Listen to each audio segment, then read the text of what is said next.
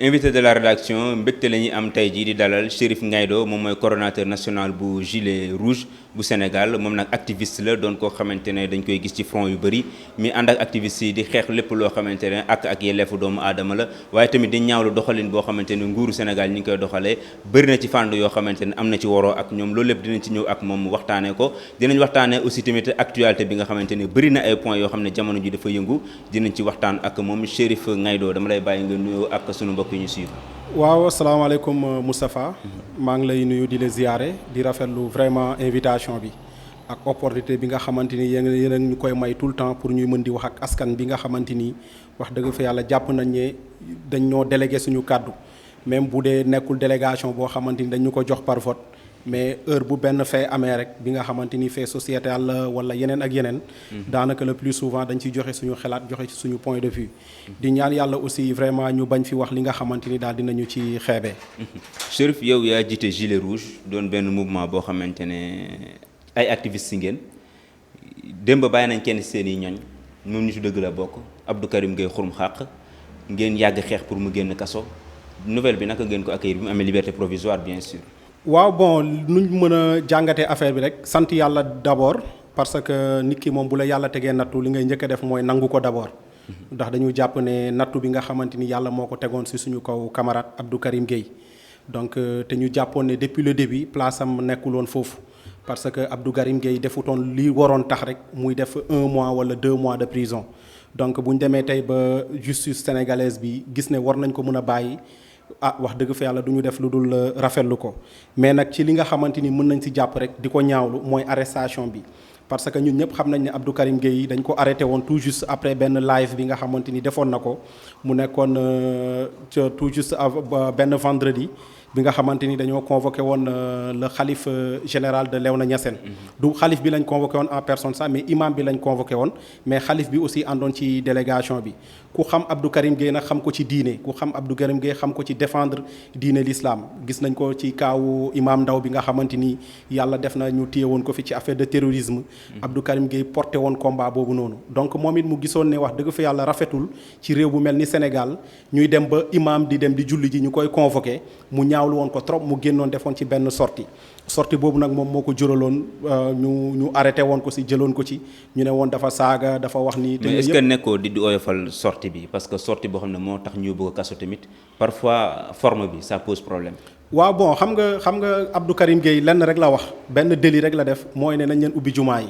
je pense que ku nekk rek ak ni mu koy waxee ku xam Abdou Karim Gueye xam ko ak tempérament am mën nga yëkkati sa kàddu waxee ko ni nga xamante ni peut-être loolu pour man du débat bi sax ndax Abdou Karim Gueye benn cause rek benn affaire rek la daan wax mooy nañ leen ubbi jumaa yi ñu julli jiwaat et je pense que ba mu ko defee le vendredi samedi la def live bi mais constaté nañ que le mardi président de la république dafa allégé ñu ubbi waat jumaa yi bàyyi waat nit ñi nekkaat ci seen activité loolu rek benn prétexte la woon ci ñu bàyyi ko mu reprendre mu vaquer à ses occupations mais ils ne l'ont pas fait dañ ko faa téye te ñun ñëpp xam nañ ne aussi état de santé Abdou Karim Gueye parce que gis nañ fi ay Bougazelli bi nga xamante ni dañ ko fi toppee ci blanchiment des capitaux xaalis bu bëri bi nga xamante ni jàppee nañ ko tey kooku noonu bénéficier liberté provisoire parce que dañ ne état de santé moo ko permettre mu toog foofu noonu mais ñun ñëpp dans un passé récent xam nañ ne Abdou Karim Gueye dafa feebaroon ba sénégalais yi ñoom ñoo cotiser seen i 100 francs seen i 200 francs ñu dajale ko jël ko yóbbu ko évacuer ko yóbbu ko en Allemagne pour mu dem faju ji Abdou Karim Gueye subir pratiquement lu mat 4 opérations ci intervalle de 3 mois kooku noonu tey bu fekkoon dañu xool état de santé rek je pense que tey Abdou Karim Gueye demul fenn c'est un sénégalais même bu dee am na loo xamante ni ñu ngi ko koy toppee ñu xool état de santé nañ ko bàyyi. parce que il est là il ne va pas sortir du pays. côté boobu dama la fay arrêté tuuti. parfois dañ leen di reprocher ne seen façon bi ngeen utiliser tamit dafa xaw a doy waar. dañ nekk ci dëkk boo xam ne dëkku sutura la dëkk boo xam ne dëkku waxtaan la dëkku kersa la. mais souvent activistes yi dañuy wax ne dañoo ñaaw làmmiñ wala dañuy saaga seen ay wax est-ce que loolu tamit jotul seen biir ngeen waxtaan naka ngeen di def. ba doona mën du mën a ñëpp la mais ngeen xool naka ngeen def ba bay rafetal kàddu chaque fois. waaw xam nga dañ koy wax tout le temps rek xam nga nit moom mën nga wax sa point de vue mën nga wax dëgg mën nga wax lu nekk sa xol sans autant que nga saaga duñ ko cautionner donc ñun buñ gisee kuy saaga sax dañuy ñaawlu loolu noonu mënuñ ko d'accord te képp koo xamante ni mu ngi koy def ci suñu biir aussi buñ toogee dinañ ne ko buñ sañoon sa communication la prochaine fois waxeel nii defeel nii parce que communication aussi dañ koy parfaire parce que nit mën nga waxe sa point de vue mën nga joxe sa xalaat ci réew mi ci doxalinu réew mi sans autant que nga offenser kenn sans autant que nga saaga kenn donc bu fekkente ne am na ñi nga xamante ni ñu ngi koy def ci suñu biir aussi buñ toog ak ñoom dañ leen xamal ne ñun buñ sañoon ngeen di waxee nii di jëfee nii parce que activisme yi nga xamante ni dañ koy bëgg a jël rek di leen di féetaloo ay kàddu yu bon ay saaga je pense que ñun on est des gens intègres ay borom xel lañ ay nit ñoo xam ne nit ñu responsable lañ te lépp loo xam ne bëri nee nañ ci yéen amuñu liggéey ne ñu ay taxawaalu ngeen baal man ak activiste yi waxuma ko damay jottali nit ñi wax non loolu dañ leen jàppee ñoo xamante ne daal amuñu occupation dañuy wër di kaas rek non loolu ay wax la rek man mii di wax ak yéen je suis un fonctionnaire de l'État damay liggéey ci administration naa nekk di liggéey donc bu ñu waxee ne activistes yi dañu wër di saaga dañu wax lu leen neex rek on est des gens yi nga xamante ni boo xoolee tey nga dem ci Y'en a marre ñii ay artistes rappeurs lañ di woy boo demee ay ñoom Fadel Barro ay journalistes lañ Guy Marius Sagna c'est un agent de l'État ak ñeneen donc bu ñu jël rek à chaque fois rek naan activistes yi voilà ay nit ñoo xam ne tekkiwuñu dara la dañoo nekk ci mbedd mi di wax rek non nous sommes des personnes responsables dañoo gis ne aussi ñun war nañ mën a indi suñu contribution ci li nga xamante ni moo nekk doxalinu Sénégal ku nekk nag ñun ñëpp mënuñu bokk rek nekk ci gouvernement ñëpp mënuñu bokk rek ànd ak pouvoir mais dina am ñoo xamante ni ay lanceurs d'alerte lañ dina am ay sénégalais yoo xamante ni dañoo mel ni Guy Marius Sagna Abdou Karim Gueye ak ñeneen ñi nga xamante ni heure buñ gisee loo xamante ni naka sudul noonu la ci réew mi ñu jëg kàddu ci nekkul nag ñun ñooy régler problème bi mais dinañ alerter ba ku war a dégg ku war a xam information bi xam ko ci information bi ci ni nga ko war a xamee je pense que ñun loolu moom moo nekk suñu rôle mais gars yi nga xamante ne dañu taxé des gens irresponsables je pense que dañoo xamul rek mais au-delà de ça heure bu ñu paree dañu delluwaat si suñu liggéey nekk di liggéeyal administration comme il le faut donc ñi nga xamante ni dañ naan activistes yi franchement dañ fay nekk amuñu liggéey je pense que loolu moom ay wax yu yàqu kese la. bu ñëwee ci gilet rouge dañuy gis ne yeneen mouvement yi nga xam ne yéen ñoom ngeen feggool ci scène bi donc ñoom ñëpp dañuy gis ne rek chaque fois dañuy def ay live dañuy def ay sorties yoo xamante ne parfois ñu yëngal gësam mais gilet rouge dañuy gis ne dafa mel ni daal ñoom Chérif Ngaïdo daal dañoo pacifiste trop quoi. waaw xam nga ku nekk rek ak ni ngay liggéeyee ku nekk rek ak option bi nga xamante ni moom nga méthode bi nga xamante ni moom nga jël di ko xeexee ñun bépp action boo xamante ni mëne nañ ko fii au Sénégal pour te dire que ne depuis aar la ñu bokk man mi di wax ak yow man Abdou Karim Gueye ñun bokk nañ si ñi nga xam ne ñu la njëkk a arrêté ci affaire de pétrole bi ak gaz bi et pourtant loolu kenn du ko wax on nous a arrêté le 10 juin 2019 on était au nombre de 9 personnes yi nga xam ne dañoo jógoon di xeex li nga xamante ni moo nekk wàllu pétrole bi bañ jógee foofu noonu aussi ci li nga xamante ni ñoo lànk ñoo bañ si télé laay waxee ba nga xamante ne yokku nañ prix courant bi mais Guy Marius Sagna m'a appelé pour me dire que ne Chérif lan lañ xalaat ci li nga xamante ni moo nekk augmentation courant bi est-ce que dañoo war a toog croiser suñu bras donc ñu ànd ci coalition boobu noonu ci ñoo lànk ñoo bañ bi nga xamante ni dañoo bokk ci membre fondateurs yi donc ñun dañoo jàpp ne xeex bi rek ku nekk da nga ci indi sa partition te xeex bi dafa yaatu boo xamante ni ku nekk daf ci jouer rôle am donc ñun li nga xamante ni mën nañ ko ñoo lànk ñoo bañ bi courant bi dafa cher ñun ñoo porter ce combat là mais nag dañoo nekk ñi nga xamante ni soxlawuñu benn leadership comme ni koy nit ñi di soxlaa dama jàpp ne ku nekk si ñun rek si suñu mouvement leader nga ku nekk si ñun rek am nga capacité wu dem représenter mouvement bi ak n'importe où et ñun dañoo jàpp ne aussi au sein de nous pourquoi le mot gilet rouge parce que dañoo jàpp ne yëre bi tey dafa war a nekk benn mur de lamentation ba sénégalais bi foo mënti nekk rek boo amee lu la métti nga mun ko bind si gilet bi dafa def ba benn instant rek li nga xamante dañ koy remarquer dafa am benn leader boo xamante ni moom mooy woo nit ñi ci xeex bi ok am na koo xamante ni amaana boo ko yóbbee ci manifestation courant moom problème mu inondation moom moo ko intéressé am na keneen koo xamante ni problème mu salaire la am na keneen koo xam ne problème mu foncier la donc tey boo ñëwee ci manifestation bi bul tënk ki nga xamante ni moom dafa am leneen lu ko métti lu dul yokkute courant bi am na keneen koo xamante ni yokkute ndox bi moom moo ko gën a ëppal solo am na keneen koo xam ne problème mu inondation bi nga xamante ni moo nekk koñam moo ko ëppal solo ñun au sein de nous dañ ne kon avec le gilet là kon ku nekk da nekk benn genre mur de lamentation buñ dajee ci manifestation yi soxlawul Chérif moo nekk le coordonnateur moom mooy wax mais ku nekk war nga mën a wax à travers ton gilet donc ñun méthode de combat yooyu noonu la ñu adopté te noonu la ñu xeexee depuis le début donc il faut que nit ñi comprendre ku nekk rek ban méthode nga opté peut-être kii dafa opté lépp lu am moom mu dem ci mais ñu dañoo opté ne ku nekk na jóg kaasal boppam. est-ce que méthode boobu yaacaaralul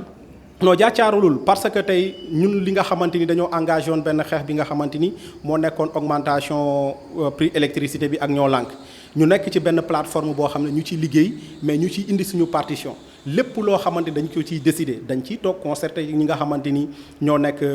ñoo lànk mais tout juste après loolu dañoo remarqué ne le 2 mars parce que ñu ngi libéré suñu camarade Guy Marius Sagna le 2 mars bañ ko libéré le 2 mars jour boobu noonu la pandémie bi commencé dugg Sénégal donc ak mesures yi nga xamante ni amoon na ci donc wax dëgg fa yàlla aussi ñu nit du ñu braver li nga xamante ni moom mooy décision autorités yi bu autorités yi ne dañoo war a respecter li nga xamante ni moom moo nekk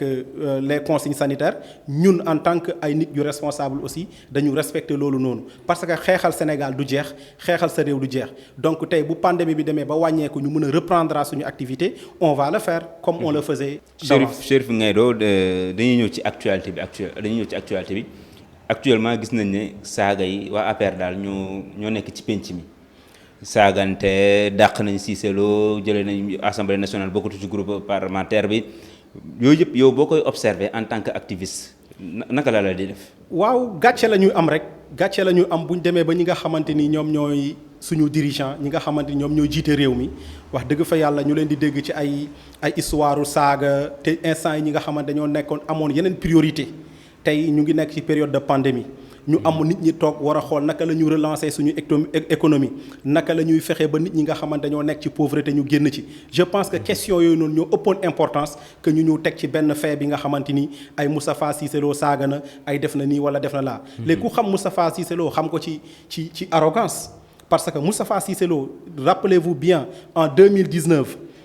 amul saaga na fi façon saaga bu nekk lépp ñun lépp teg nañ ci suñu bët kon lu tax tey ñu toog ba heure bii tey waa APR di acharné wu ci kawam léegi nag dafa am beneen affaire boo xamante dafa am ci biir aussi il faut que ñu wax ko mooy saaga bi Moustapha Cissé Lo ba mu koy def ba muy saaga dafa envoyé nit vocal ki nga xamante ni dafa génne vocal bi xanaa dafa am leneen lim si jublu woon lu dul loolu est-ce que bëggu ko woon yu li pande parce que man bu fekkee dañoo nekk ci réew man ma wax la li nga xamante naka su dul noonu la mais li ci gën mooy man naa la yóbbu ci yoon vocal yi ay preuve la naa ko yóbbu police yóbbu ko am d'autant plus que am nañu benn police bi nga xam ne cybercriminalité ci loolu lay liggéey mais naa fa yóbbu vocal yi gars yi traité xool ndax li nga xamante ni moom moo ko wax wala waxu ko mais lu tax ñu bëgg ko rendre public donc loolu yëpp ay question la yoo xam ne dañ ko ciy posé wu mais saaga nag mënuñu ko cautionner donc Moustapha Cissé Lo nit ko responsable parce que aussi Moustapha Cissé Lo n'est pas n'importe qui dans ce pays là Moustapha Cissé Lo moo nekk le vice-président de l'Assemblée nationale boo xoolee la deuxième personnalité du Sénégal c'est le président de l'Assemblée nationale donc mën nañ jàpp ne troisième personnalité bi moom lay doon donc tey bu ñu demee ba kooku noonu tey ñu ko doon xaar ci questions yi nga xamante ni ce sont des questions plus importantes sur l'économie sur yeneen ak yeneen ñuy dem di téesante seen i biir di saagawante je pense que vraiment loolu détournement d'objectif la mais je pense que ne loolu aussi dañoo nekk di trahir les Sénégalais parce que ñun bañ leen di faluñ leen ci ay téesante faluñ leen ci ay saagawante mais dañ leen faloon pour ñu jëlee suñu réew mi ci point bi yóbbu ko ci point bële mais lan lañ ci remarqué wax dëgg fa yàlla depuis un certain temps ay waxu ñàkk fulla la ay waxu xale la ay wax yi nga xamante ni jëmalewu réew bi kanam donc loolu yëpp il faut que ñu réparer ko maintenant lépp crise des valeurs kese la tey bu demee tey ku toll ni Moustapha Cissé Lo am njabootam tey bu toogee ba njabootam déggaat lii aussi wax dëgg fa yàlla je pense que man nan la leen war a mën a éduquer donc vertu yooyu noonu yëpp yi nga xamante ni Sénégal amoon nañ ko mu nekkoon ay caractères yoo xamante ni suñuy maam lege woon nañu ko moo nekk sutura bi ngay wax léegi respect ak leneen bu demee ba suñuy homme politique ñoom la ñuy gis ne ñoom ñooy commencer di braver loolu noonu wax dëgg fi yàlla lu ñaaw la. mais nag li ñu dese ci temps bëriwul Chérif dañuy aborder rapidement beneen point. mooy lu ñeel mbirum coowal kéwél yooyu nga xam ñoom la ñuy wax Oryx te nga xam ne jëruñ bi ñu dénk environnement. Abdou Karim Sall doon na ko jëlee Ranérou di ko yóbbu ci benn réserve privée. yàlla def ñaar ci ñoom ñàkk seen bakken mu jur coow lu bëri. waaw je pense que ba tey rek dafay wonewaat ne ñun ñi ñuy jiital ci suñu réew daanaka ay folie de grandeur la ñuy am parce que bu demee ba un ministre vraiment di jël li nga xamante ni bien public la parce que loolu ñun ñoo ko moom. dañoo am suñu réserve mais bu ko yoon mayee nag nee nañ moom tamit def nañ communiqué wane ne yoon mën na koo may tamit. waaw bon peut-être yóbbu ko foofu. peut-être mën na nekk. peut-être mën na nekk loolu bëgguma ci avancer parce que domaine boobu noonu maîtriser wu ma ko à 100% li nga xamante daal mën naa ci wax mooy bu fekkente ne da koo def ci coobareem bu fekkente ne da koo def parce que moom moo nekk le ministre de l'environnement mu teg ko ci coobareem ci nafsu bakkanam loolu de dafa nekk di trahir conscience su sénégalais yi d'autant plus que am nañ ay réserves yi nga xamante ni boo demee réserve de Bandia nga dem parc Niokolo-Koba donc mu am li nga xamante ni wàllu environnement ci loolu la ñu liggéey donc ñun on s'attendait à autre chose mais bu fekkee nag da koo def ci nafsu bakkanam tooñ na sénégalais yépp léegi nag reste à voir ndax yoon da koo may mu def ko wala def ko là aussi dinañ ci def suñuy investigation incha allah. yéen a ngi waajal marche. waaw ñu ngi waajal marche le 17 mais benn point bi di ngeen ko si rocci parce que da ngeen doon sàkkuwaale tamit ñu bàyyi Abdou Karim Gueye mu génn. waaw mën nañ ko ci bañ a rocciwaale parce que Abdou Karim Gueye liberté provisoire la am. et ñun li nga xamante ni moom lañ doon sàkku mooy liberté totale. parce que dama ko wax léegi rek Abdou Karim Gueye defut lu tax ñu war ko mën a téye ci prison bi léegi nag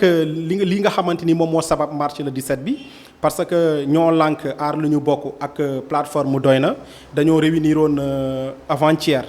pour ñu jéem a xool naka la ñuy boolee suñu doole après plainte yu bëri yi nga xamante ni nit ñi ñu woo di ñu wax affaire de suuf si fii boo demee problème mu gàddaay boo demee problème mu ndengeleer bi donc problème yooyu yëpp yi nga xamante dafa problème mu foncier bi nga xam ne ñu ngi koy commencé di remarquer ci Sénégal ñu ne léegi nag dañuy indi li nga xamante ni ñoo lànk aar lu ñu bokk doy na ñoo lànk duñ toog di nangu sénégalais yi wala ñi nga xamante ñoo nekk suñuy njiit dëkkee di def li leen neex ci suñu suuf mais suñu suuf kon ñun ñoo ko moom nañ ko aaral suñu bokk mais doy na bu mu fi amati donc bu mu fi amati ñu toog ba tey ñi nga xamante ni da nga am sa suuf nekkoon di ko bay pendant des années benn opérateur wala benn borom doole jógee fee rek ñëw nangu ko mu bàyyi leen yéen ñëpp ngeen nekk ci chômage je pense que loolu yëpp ay yi nga xamante dañ ko war a réparer d'autant plus que le président de la République ba mu fi ñëwee dafa indi woon ce qu'on appelle l'acte 3 de la décentralisation te acte 3 de la décentralisation ñun ñëpp constaté woon nañ que point yi nga xamante ni président de la République bokkoon na ci lu taxoon baykat yi gënoon ci jàpp mooy ne suuf si nga xamante ni yéen a ko seen suuf yéen a ko moomal seen bopp mais lan lañ remarqué suuf si dañ koy jël di ko joxee nit ñi nu mu leen neexee te loolu yëpp dañ ko war a réparer dans ce pays là. coowal ndengaleer bi en quelques secondes. waaw coowal ndengaleer li bëgguñu ci avancer de trop. parce que lépp loo gis rek da ngay dem vers l'information donc ñu ngi recouper information yi ñu ngi xool. ki nga xamante ni moom moo nekk Babacar Ngom il va se prononcer aujourd'hui donc ñi nga xamante ni ñoo nekk baykat yi am na li ñu ci wax donc ñun bu ñu recouper information yi yëpp dinañ ci jël suñu position parce que ñun méthode boobu la ñu adopté du nit mooy jógee fe rek ne ñu am nañu problème suuf fële rek ñu jóg ne ko non dañ la tooñ mais ñun lu ñuy xool mooy il faut que bu fekkee dañ leen tooñ ñu xamal bu fekkee dañ leen tooñ ñu rétablir la vérité donc ñun si loolu la ñuy dox ci loolu la ñuy xaar donc de toute façon ñu ngi ci investigation rencontré nañ leen mais ñu ngi espérer aussi rencontrer ki nga xamante ni moo nekk Babacar Ngom pour beaucoup plus d'informations. jërëjëf Chérif Ngaïdo ma bàyyi la nga tàggatoo ak mbokk yi suivre. waaw di rafetlu encore une fois de plus invitation bi ak opportunité bi nga xamante ni may ngeen ñu ko pour ñu mën a adressé wu ak sénégalais yi di woo sénégalais yépp ci marche bi nga xamante ni ñu ngi ko bëgg a def le 17. te marche bi lenn rek lañ ci jublu mooy lépp loo xamante ni naka sudul noonu la lépp loo xamante ci yokku la lépp loo xamante ni ci injustice la jëm ci wàllu liggéeykat yi donc ñu fexe ñu rétablir loolu xamal suñu gouvernement ne aussi ñu ngi fi di observer lépp loo xamante ni def ngeen ko on est là et on sera là et on fera face incha allah. ñu koy jaajëfal ci invitation bi ñu nangul Chérif Ngaïdo la moom mooy coordonnateur Gilets Rouges Sénégal ñoom nag ay activistes lañu ñu koy jaajëfal encore une fois ci disponibilité bi ak ni mu ñu yombalee invitation bi xam nañ ne ñoom fu ñu toll ñu ngi ci ay activité waaye moom koo xamante ne la rek chaque fois day yombal presse bi seen liggéey ñu lay remercier encore une fois di remercier yi ñu doon suivre di remercier Dóor waar mi nekkoon ci technique bi di leen jox dig daje beneen yoon ak beneen invité seen l'invité de la rédaction fii Sunugal 24 jaa ngeen jëf.